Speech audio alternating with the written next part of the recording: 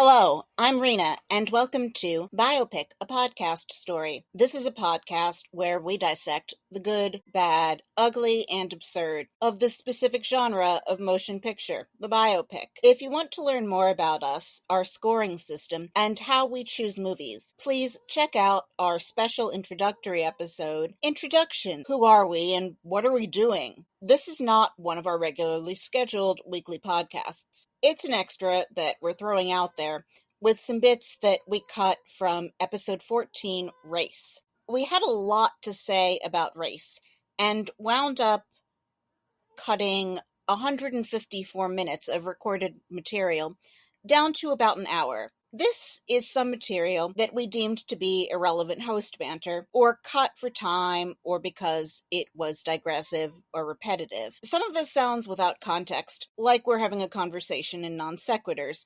So if this is your first time listening, you should probably download one of our regular episodes, or our introduction episode, to get a better sense of what we're all about. Enjoy, and thank you for spending some of your time with us.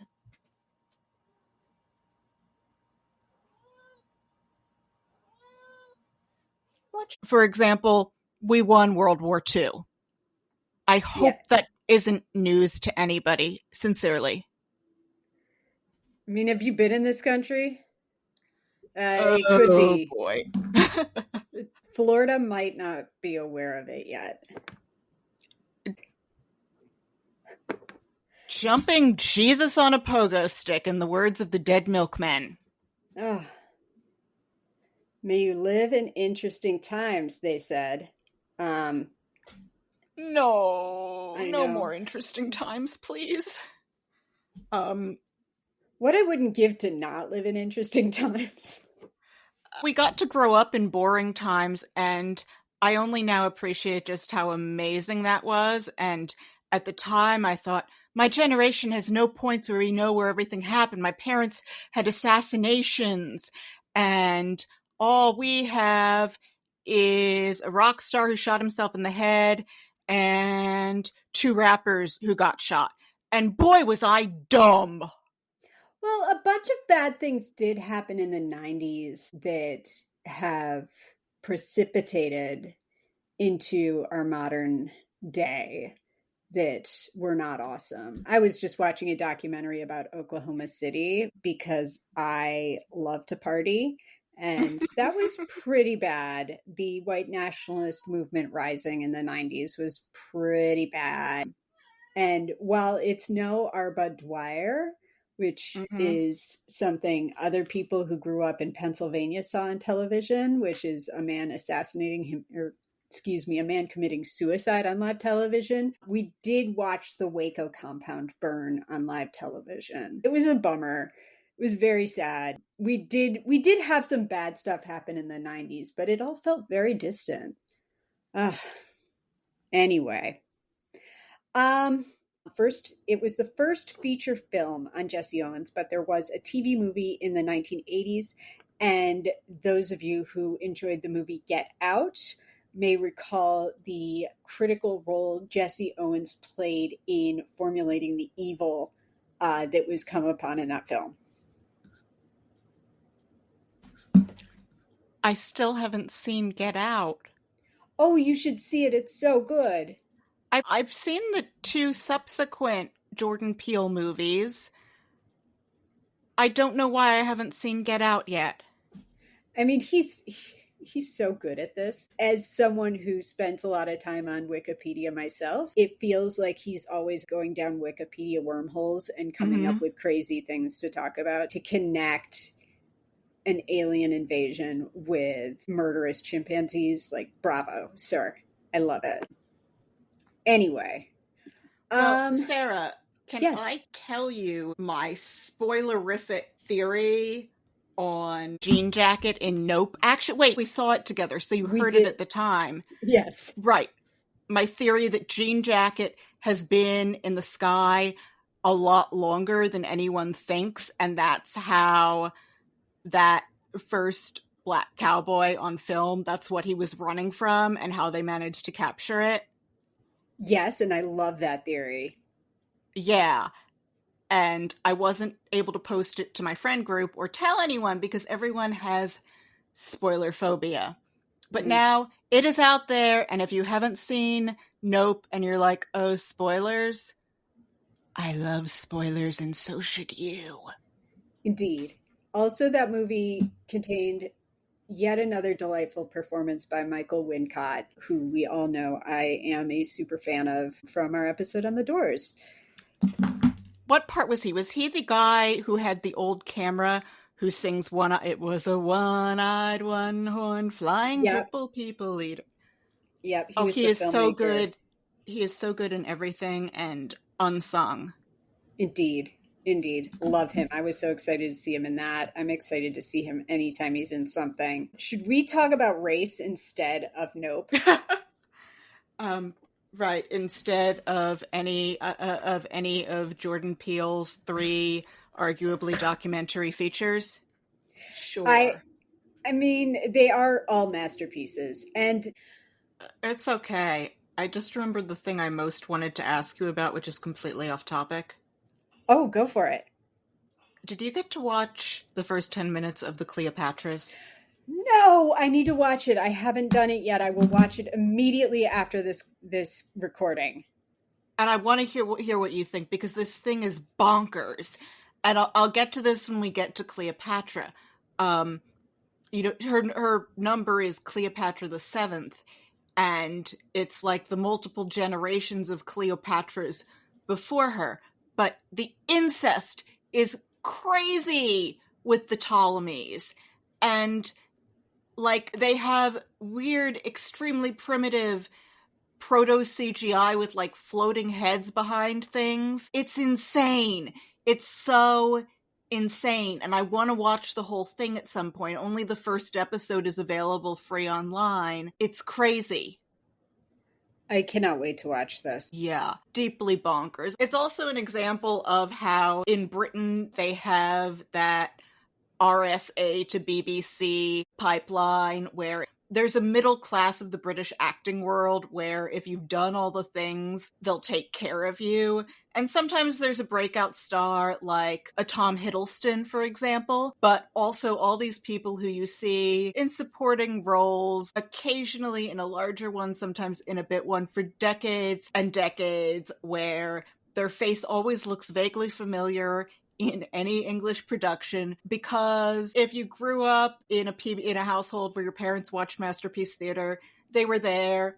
If you're a nerd and you've watched classic Doctor Who or current Doctor Who, they probably showed up. And occasionally they'll appear in American things as random English person. There are vaguely familiar faces in these things. And I would love to binge watch the whole thing because it is nuts.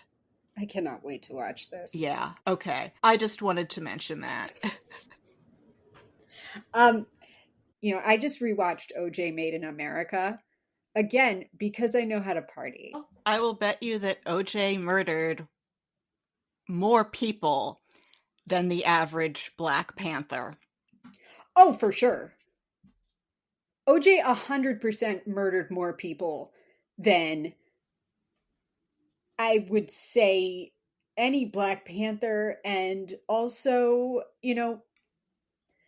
Jesse Owens certainly murdered way more people than Jesse Owens murdered. And also was rewarded for his sensibility and for the game that he played for a really long time in a way that Jesse Owens was never. OJ was in movies.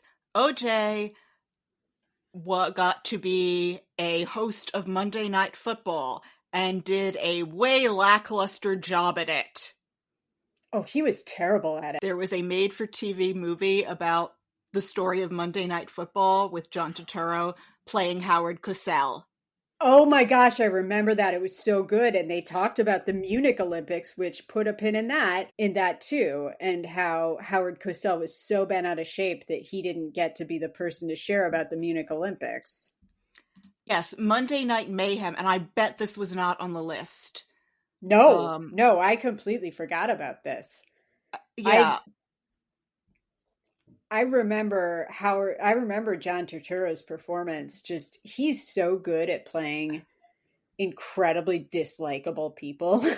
Yeah, and that was a stacked cast, actually. Who else was in that? I remember him. Patti LuPone is his wife. Oh, shit. Oh my gosh, Monday Night Mayhem was not on this list, and it needs to be on here. Oh, definitely. I mean, who doesn't want to hear us talking about football? I remember I was really depressed over the winter breaks right around when that came out, and whoever produced it had it on like repeat, and I think I watched that and the original Brendan Fraser Mummy like 3 times. That sounds fun. Yeah.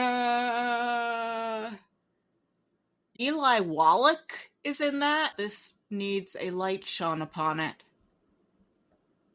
And it will get that light. And I was impressed with it and grew up in a nearly sports-free household. Okay, back to race. Back to race. Okay, I love that we just did this. I thought that my alpha and omega on this is that this stuff is really complicated for the individuals, and it's really complicated for the athletes who bear the brunt of the consequences for it. And it's on the IOC to be principled, and it shouldn't become the responsibility of individual athletes or teams to pull out of the Olympics to make a point that means nothing. Okay. And actually, this might be a good point. You know, it's not the most wonderful stance to have when it comes time to be judged, saying I was working for the bad people because that's what was available to me. Does the name Kurt Guerin mean anything to you? What was that? Kurt Guerin. No. Kurt Guerin, if you watch The Blue Angel, Marlene Dietrich's breakout film, he was the third billed guy after her and Emil Jannings, and he was Jewish. Oh, if you listen to the original soundtrack of The Three Penny Opera, he's the first guy singing Mac the Knife on recording in German. That is his voice. He was a Jew, and that song was sung all over the place, and it made not one bit of difference. And when Hitler came to power, he was directing a movie. He directed tons of movies, and he had to leave the set that day. He fled to Holland, and then Germany invaded Holland.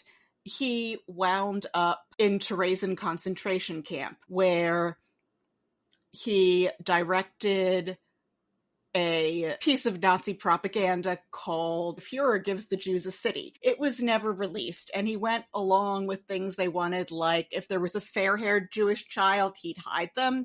And he'd said, like, I haven't felt it all myself while all of this has been going on, and I haven't been able to perform. So he said, like, it feels so good to be back in the director's chair, but I know I'm making this horrible thing.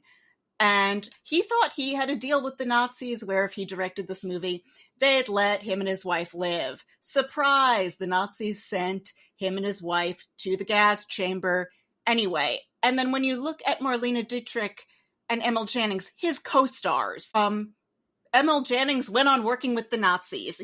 He also may have been the first actor to win an Academy Award, and it's this thing that the Academy's embarrassed about. When the American troops got to Germany, Emil Jannings runs out with his Oscar yelling, "Don't kill me, I have an Oscar!" But Marlene Dietrich did the other thing. She left. She did the USO. She did everything she could, and both of them had worked closely with this guy who his talent couldn't save him. I think this is just a story I've gone down a wormhole with that I'm super passionate about, and there's been at least one documentary. I don't think this could ever be a feature film because it's too fucking depressing. And there were other stories I found about Jewish entertainers. There was one guy who was a big comedian where the Nazis were rounding people up and shooting everyone. And someone, despite him being like starved and everything, recognized him and said, "Hey, can you tell that joke from the record again?" And he tells the joke. And the Nazis all laugh. And then they shoot him. And this is the thing that fucks with my head. I'm going to mention this again. I don't get how you could hear Marian Anderson sing or see Jesse Owens run and still be a racist. I don't get how you could hear Itzhak Perlman play the violin and still be an anti-Semite. Hitler saw a Wagner production that was conducted by Mahler, a Jew. I don't get how you can watch the people who are the most exceptional members of a discriminated against group and not realize that being against this group makes you a fucking idiot. It just hurts my faith for the whole human race. I think you've made only valid points, and I agree with all of it. There's something, like, have you ever seen, oh, hi, kitty. This is Blossom. Oh, Blossom, you're very cute. Oh, you're very fuzzy. Yes, you've seen... you are a baby. You are silly dilly dumpkins. You are the kitten of kittens, and I lovest thee muchly and of a muchness, O perfect one. Yes. Oh. I mean, you've seen Bridge Over River Kwai, right? No, I have not. Okay, so that's all about British POWs building the greatest bridge that they possibly can, and demonstrating the power of British engineering while they are in a prison camp, building a bridge that people are going to be able to drive over it and cause more harm to the Allied cause. It's kind of addressing that complication of making the most beautiful thing that you can for the worst people on earth. They're soldiers or whatever. It's the people who they're making that for aren't necessarily making it for the emperor himself, but like in honor of that. And it's kind of the same thing with like a Lenny or anyone else like working in service for Hitler, where you're creating something that, like, Triumph of the Will is an exquisite looking film. However, it's about the worst thing in the world. Yeah. So did you know that images from that of like the Nazi rallies were on the image boards for Scar's big scenes in Lion King? Yes. Yes. And I had a super fucked up moment about that where it was 2015. I'd gone to Berlin. It stays sunny past 10 p.m. in the summer there. I was so excited to get to Museum Island. So even though everything had closed for the night, I couldn't wait. I ran over from my hotel and I was scampering all over Museum Island. And then I was in front of this one building with columns, and it had been coming up on me the whole time. This sense of panic, this sense of I could feel my people screaming to me from the ground, like just this sense of trauma coming from somewhere inside of me. I didn't know what it was. I went back to my hotel as the light was dimming. Museum Island is amazing. It's a UNESCO heritage site. Everything there is incredible.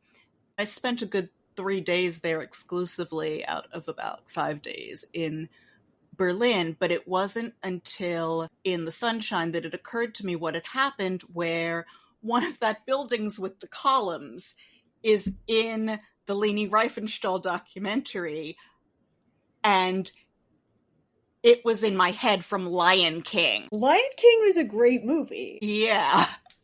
But yeah, I can see why that got to you. This moment of at first unplaceable screeching epigenetics. Okay, shall we get back to race again? Sure. They arrive there and they're going to the dorms, and they find out there are no colored dorms, that everyone is going to be staying together, which is really cool and reminds me of all of the other times we've sent Black men to foreign countries to do things for America and represent our country and maybe make some sacrifices, and shown them the freedom that they might enjoy not being part of Jim Crow America. And then we bring them back and tell them that, no, that's actually not going to be the way things are, even though you've proven your equality. But I love this. There's a moment there that I sort of love where one of them takes out his Jewish star on his necklace and like waves it in one of the German officers' faces with this grin. And I loved that. It reminded me of Private Mellish in Saving Private Ryan. I had a cousin who died in 2003 who I really loved, who was in D-Day, and he lied about his age when he was like 15 to go fight in the war. He was in radio control, so he was one of the guys who had to be on the beach to put the radios there so that Tom Hanks could say, "We do not hold the beach." My cousin was blonde-haired and blue-eyed, so the German POWs all thought he was Aryan and tried to be friends with him, and he was all like, "Fuck you." And that's what this reminded me of, and it gave me a warm, fuzzy place in my heart thinking about this cousin of mine, because every year when the D-Day anniversary comes around, I think of him being so young there. And then I think, well, if we can send love to people across space, why not across time? So I think of him and I'm like, Jerry, you haven't met me yet. You won't for another 35 years. But this is me here sending my love back to you for today. Thank you. That's so lovely. We'll have to cut that. Yeah, but it's still really lovely. I thought I was, as I've said many times, I was delighted to find out about this film and to watch it and discover how lovely it was. You just brought up something interesting that troubles me all the time, and that is how mail works during a war. I think about this a lot. Like, I was rewatching Cold Mountain not that long ago, and I was just like, how are these letters getting anywhere? How is the mail happening in the Civil War, at the end of the Civil War in the South? Like, who is even able to carry mail? How is this happening? The Revolutionary War, how did they even know to go to battle? I have questions about this. Anyway. Very slowly, I would venture. The mail was moving very slowly. And I think, neither rain nor snow nor sleet. I think that before we had telephones and email, and when the telegraph was something that the government and very rich people had access to, and then later something that ordinary people used occasionally, the mail was a sacred thing. It might take a very long time for a letter to get through, but there was a sense of honor around the post must get through that we don't appreciate now because we have so many ways of sending information more quickly. I don't mean to humble brag about this, but I do appreciate it now, and that, like, I will put something in the mail and I'm like, how does this happen? How do they see this? And they say, oh, we know who this is. We're going to get it to them. How does this? The mail is kind of a miracle. I don't understand how it works as well as it does. You know what I also cared about? I cared about that moment with his bitter, unsupportive dad, where his dad backs him in that way, where he's still a bitter man, but he knows what it's all about, and he's telling him, do this thing. I have to just look up real fast the actor who played his father, because he didn't say a lot, but his performance was so devastating. Watching him react, you could just see how beaten down by life he was. It was devastating. His name is Andrew Moody. He's a Canadian actor. He's a real, like, working actor, multiple credits for every single year from TV shows and TV movies and all sorts of things. Trying to figure out how he came to be a part of this production, and I don't think I'm going to. Oh, he was on Designated Survivor with Kiefer Sutherland. Maybe that's how he met Steven. Doesn't matter. Point is, I have a bet for you, Sarah. He auditioned. and he won the role against a lot of other actors. Do you think he auditioned, maybe? Yeah.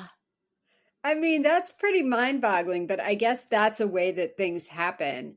Um, but it seems like he has worked really constantly and is an accomplished actor who's not at all super famous, but clearly like a solidly excellent actor who keeps getting work. So he's probably also a decent human being who's really professional. I cared a great deal about him. He broke my heart with his face, just the sorrow and the depression that he was carrying around with him. I cared about so many people I didn't know about 2 hours before I started watching people. Wow, it has been a long time since we got to do Second Opinion. What's our And I next? Prefontaine, we're not going to get Second Opinion on that. I bet you that's going to be like a 5 or a 4 point something that doesn't squeak it, because we both hate Jared Leto. I think it is going to depend on how every other aspect of that film shores itself up, because it does have a strong cast and a super solid director on it and screenwriters. So I'm wondering if this is enough before Jared Leto heard about method acting while he was on mescaline and figured out what he thought it was and started terrorizing his colleagues, in which case it could be a perfectly fine performance. But, we'll see. I don't know. Looking ahead at the list here, I don't know what's going to happen with Cleopatra. Get On Up, it could happen. I love The Duchess, but it's a frock flick. I'm not sure when we'll get to do Second Opinion again. I'm looking at the IMDb right now, and I'm not finding any bad reviews except someone who is really annoyed by the portrayal of Avery Brundage.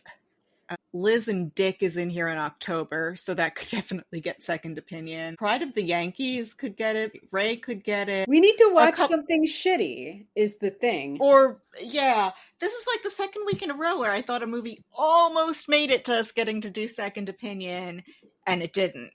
We gotta get on Gotti. Yeah.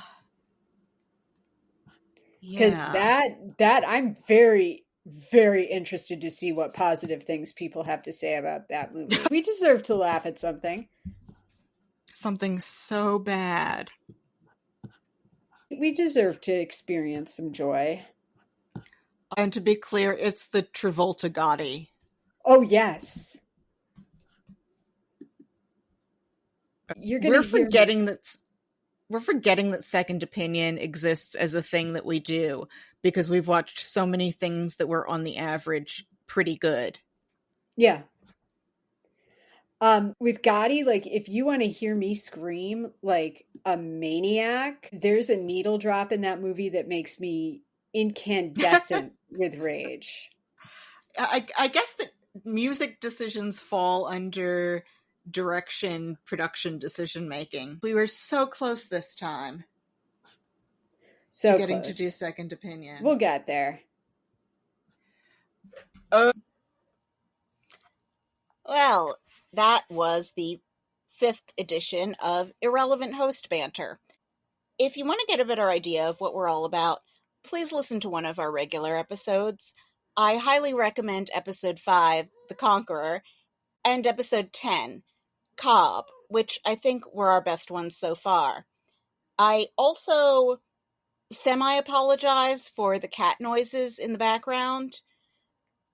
Anyway, if you liked the show, please leave us a 5-star rating and subscribe to us on iTunes, Spotify, or wherever you get your podcasts. We are relying on word of mouth to help build the podcast while we work on our web traction, so please tell a friend, or better yet, plural friends, and share us on social media. We hear it helps. Have an excellent weekend, and we hope you'll listen in when our regular episode drops on Tuesday.